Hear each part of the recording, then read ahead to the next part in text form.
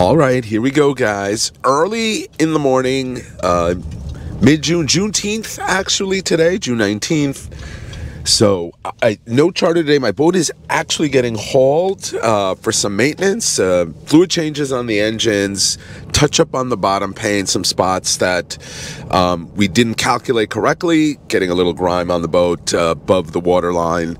So, yeah, with nothing else to do, there are quite a few boats I've seen the past few days. A couple people have shouted out to me, too. Let me know about boats on the road that are for sale. Thank you, Wayne Halleck. That's the one name that's popping to mind. Apologies if there are others.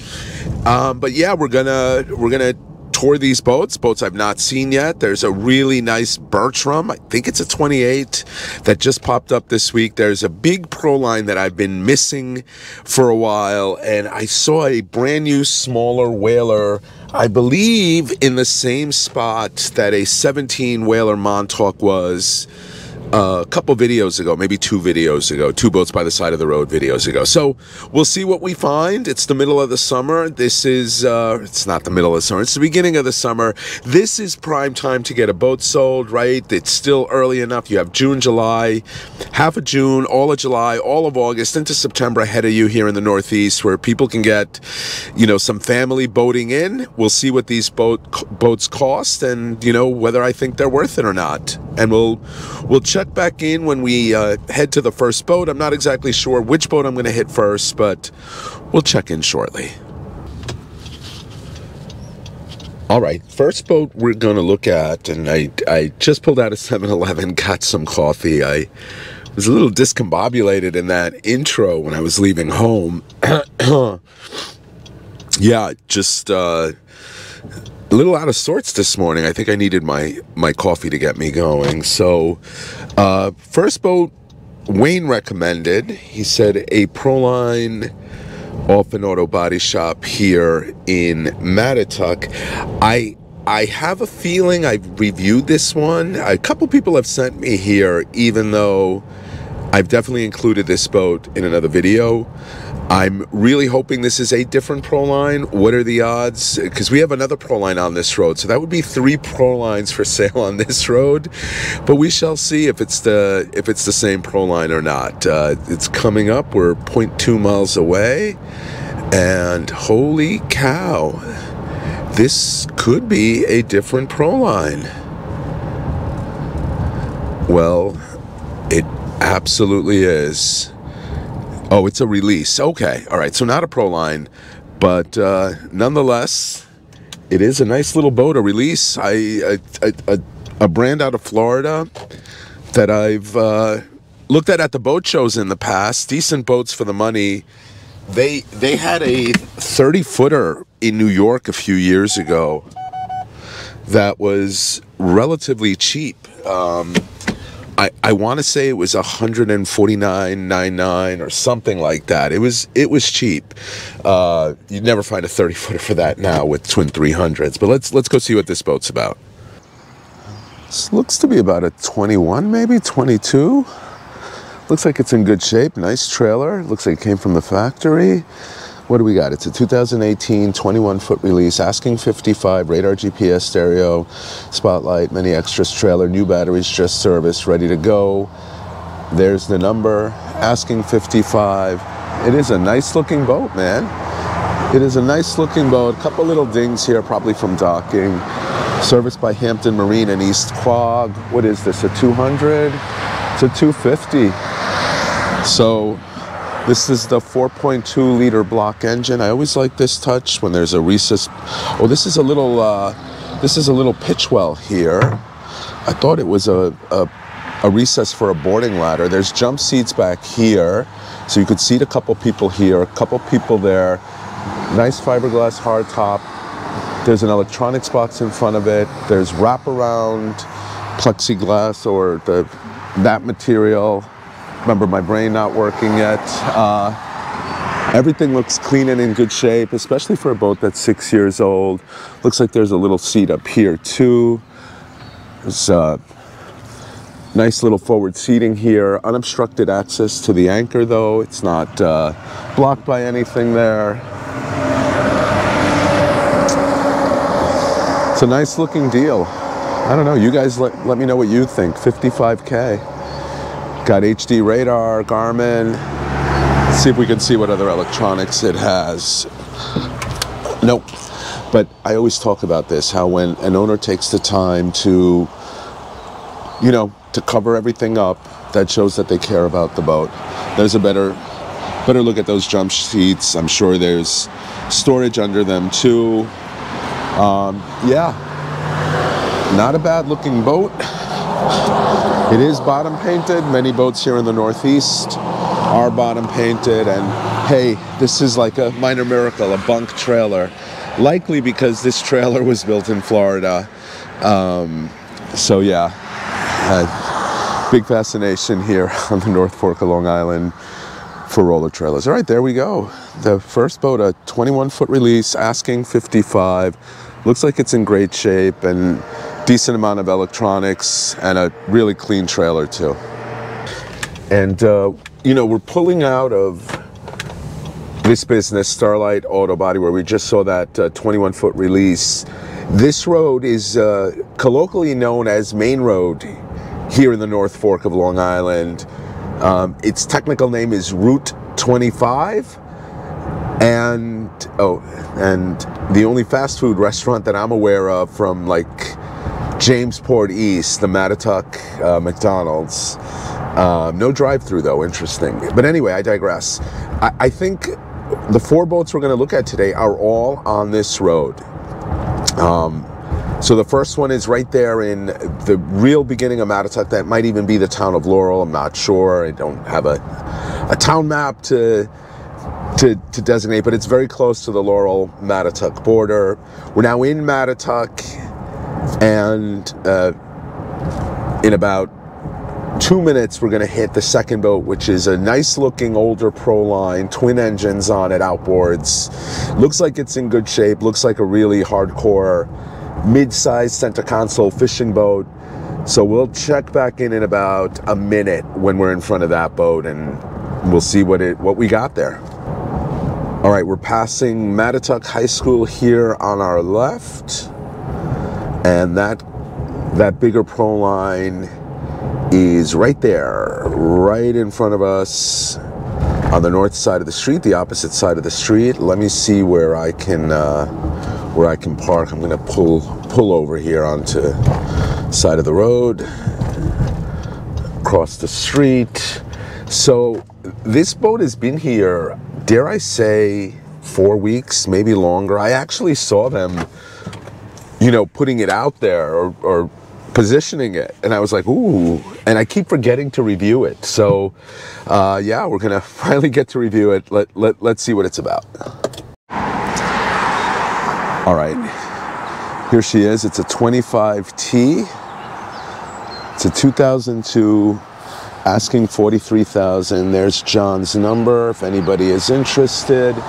Looks like it's got opties, which were Merck's first attempt, I believe, at a direct inject 2-stroke engine. So these are going to be lighter typically than a 4-stroke, and not as smoky as what you think a 2-stroke would be, right? Direct inject took that excess oil that would typically been gas that would burn out and mixed it back in and just made it for a cleaner, more fuel efficient engine design. I'm sure this runs like a scalded dog with almost 300 horsepower in the back on a 25-footer. There's a boarding ladder, not recessed. You do look like you have a nice bracket here. So this is going to be like a true 25, no Euro transom here to, you know, to cut into the boat's overall space. So consider this a true 25, and you can actually see, looks like it's got a decent amount of fishing room. No word on the electronics. Trailer looks like it's seen better days, but it's still serviceable. And you know, we were talking about on the release, this is a roller trailer, meaning somebody local does own it. There's life jacket storage under the T-top. It's a canvas T-top, nothing wrong with that. Electronics box up there. Looks like you have a very basic leaning post seat here, but a ton of fishing room here. Look at this. I'm stepping on the trailer to get a better look. Ton of fishing room. No idea on the electronics. Looks like you got a windlass up there. They extend this out, give you guys a better vantage of, better look at what's up here. Looks like it could use a little bit of a cleaning, but not in horrific shape. The gel coat is, you know, it's not terrible. It's not, doesn't look brand new, but it doesn't look 20 years old either. Big spotlight up there, yeah. So, similarly priced to that smaller boat, but obviously that smaller boat's a lot newer. Single engine versus twins. Yeah, there we go. All right, we have now, I think, the coolest boat that I'm gonna look at today. Let's jump back across the street to the Honda. The coolest boat I'm gonna look at today, which is what looks like an older Bertram 28. So let's go check that out. All right, we're in the village of Cutchogue now. Beautiful little town just east of Mattatuck, still on Route 25, and we're gonna visit an old favorite, probably the one spot that I have reviewed the most boats at, and that's good old Chuck's Fiberglass. A fiberglass shop here with a really good reputation, and it just seems like a lot of boats pop up for sale on their property, and I'm presuming the owners either are prepping them for sale and they bring them to Chuck's to do fiberglass work on, or you know, they've had the work done thinking they were going to restore the boat and they got into it too deep and decided to sell it. We just passed that little 15-foot Super Sport whaler. It's still for sale. We've looked at it twice now, but Chuck's is just up ahead. Again, I think this is a 28. It looks like a 28, like that shortened version of the 31. Would I be shocked if it was a 25? I wouldn't. I don't think it's a 31. I passed it twice now driving to my boat. So it's going to be up ahead. We'll pull into the parking lot and see what it's about. And it's going to be in here, and there it is. There's even a little ladder there. Oh boy, I came in way too hot for this turn. No parking. What the? Did they know I was showing up today? When did that sign come from? Anyway, we're gonna park for 2 minutes. 2 minutes. Let's go see what we got. All right, there she is. Beautiful green Bertram. Looks like a flybridge model. What is it? It is a 28, 1975 flybridge cruiser, well-maintained, workhorse, turnkey, current owner, 30 years. That's awesome. 30K, hey.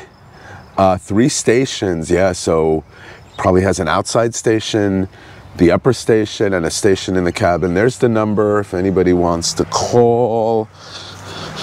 She is a twin screw, so a straight inboard. Yeah, there's one station, second station up there, third station in here. I'm gonna position this ladder and just see if I can. I'm not gonna walk into the boat. I just want to prop myself up a little and see what we're dealing with here. Yeah, there you go, guys. Beautiful boat. Little American Glory here. But yeah, classic boat here. Look how wide it is for a 28. You have storage on the side. You see it over there too, with a little slide out glass enclosure so you can keep it out of the elements. Rod holders up the side. You can easily fish off this boat. There's a fighting chair, ladder to go up to the flybridge, but you can drive the boat from out here if you wanted to, if you're docking, let's say, or you want to troll or fight the wind if you're drifting. Second station in there, there's a kitchen, there's a lazarette in there too if you want to sit down and eat. There's a head, and looks like a little full-size or queen-size berth straight ahead. Access to the anchor locker up there too. I mean, would you rather spend 30K for this or 43K for that ProLine with 20-year-old two-strokes? I don't know. I would do this. The big thing with this boat is going to be the ongoing maintenance. Now, they're gas engines, I think. I read 350s. That implies they're probably more cruisers. They're not that difficult to work on. Ostensibly, these are car engines that have been marinized. You know, based on the 350 Chevy small block, bulletproof design. So you're not going to have quite as much cost maintaining them as you would something more exotic, but nonetheless, it's not quite the convenience of an outboard. But you know, inboard owners will yell at me for saying that. They'll say there's nothing more reliable than those engines. It's not going to be a speed demon, but she's going to turn heads wherever she goes. This is a beautiful boat. Looks like it's in good shape. 30-year owner, 30K. Man, this I don't think it's going to last long at this price. Somebody's going to snatch this up. All right, we got one more classic boat to look at. I think it's a 13-whaler. It's a couple miles down the road. It's by the police station where we saw, like I said, that whaler Montauk a couple videos ago. And yeah, we'll see what that one's about and what they're asking for it. All right, that whaler is right up here. Here's the police station. And again, we're gonna, especially with the police station here, we're gonna just put our hazards on, pull over here if we can, side of this house. I don't think we've looked at this one yet. There's so many of these little whalers popping up for sale. I don't think we've looked at this one.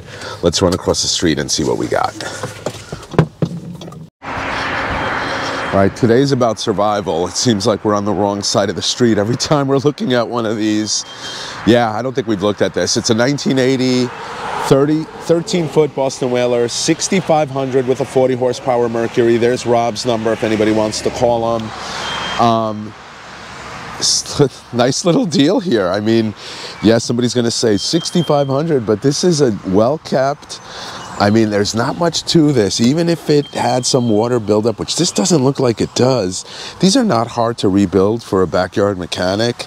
40 horsepower, 2-stroke Mercury. It's going to fly with this.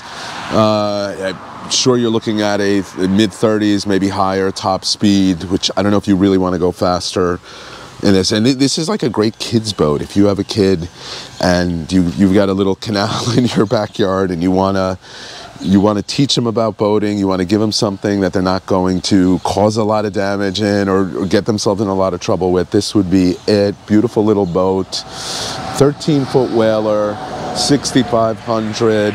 See, the teak has been all redone. Looks like it's in really good shape. Somebody took care of it. Battery box there, bilge pump there too. Me likey. I like this one a lot. This would also be a good boat if you were not a 13-year-old kid, but you wanted a second boat to launch somewhere, to trailer around. If you have a trailer, like I have a boat that's in a wet slip. If I want to hit the Long Island Sound one day, that's not that easy for me to get to. Something like this, on a calm day, obviously, I can bring it to one of the local ramps on the Long Island Sound side. There's a state ramp not far from my house. Launch it and maybe blackfish on the Sound side if I have like a strong south wind preventing me from getting out on the bay side where my boat is kept. But those are first world problems, having two boats to pick and choose from. So there you go, 13-foot whaler. Nice contrast to that 28 Bertram. Good bookends. And we'll jump back in the Honda and I'll offer my final thoughts. All right, we're just pulled away from that 13 whaler. We're going to cheat a little and jump on Route 48 up here, heading north right now on whatever road this is. But the interesting part for me of this video is that's for, relatively not beat up, not dilapidated, fishing type boats for sale. Make an argument that 13 whaler is really more of a runabout, but it's certainly fishable within 5 miles of each other on the same road. It's kind of cool. That's what prompted me a couple years ago, I think 3 years ago, to start doing this series. I would see these boats popping up for sale and I'd be like, how cool would it be if we're on Peconic Lane? I see the pickleball courts here on the left. yeah, how cool would it be to start doing those videos? So we had, I think, 4 really interesting boats. I think if you just wanted something low maintenance, reliable, all of that, fishable, probably that release, that ProLine is actually nice. A 25-footer and a true 25-footer. Looks like you have a ton of fishing room. I do think that price, though, is a little high because of those engines. Not there's anything wrong with Optis per se. You know, they did have the nickname Opti Bomb, but I think if you take care of them, they generally last. But they are 20 years old. Parts are going to be harder to come by, and you know, it's a technology that ultimately failed. Right? There's a reason they don't build 2-stroke direct inject engines anymore on boat. You know, for boats, it just was not as reliable as the modern 4-stroke. So, I think that price was a little high on an otherwise decent-looking boat. That little whaler looks like a good deal, especially in 2024. I know it sounds crazy, $6,500. I'm sure the boat sold for less than 1980 when it was built. But in 2024, that's not the worst deal. You know, when you have real pieces of crap selling for a lot more than that. Granted, they are bigger pieces of crap, and that's not a piece of crap. That looked like it was a very well cared for boat. But if it were me, you know, $30K for that Bertram, how do you say no to that beautiful boat? A 28 Bertram flybridge. Yeah, it's not the 31, but I tell you what, it doesn't look that much smaller, especially out of the water. Yeah, I would probably pick that one, and I'd be, you know, a lot more maintenance involved in that one than perhaps with that 21 release. But sometimes it's more than, you know, reliability and maintenance. It's that nostalgic feeling you'd get driving around in a, you know, at this point almost 50-year-old boat, but one that still looks stunning out of the water, in the water. I'd probably go with that one, and flame me all you want in the comments, but that's what I would go with. Let me know in the comments which you would pick and why. Hope you enjoyed this video. As always, if you like these videos, hit that like button. If you're not already a subscriber and you like content like this, please consider subscribing, and also please consider becoming a member of the channel. Lots of perks with that, including early access to videos like this, subscriber contests, fishing reports, and the like.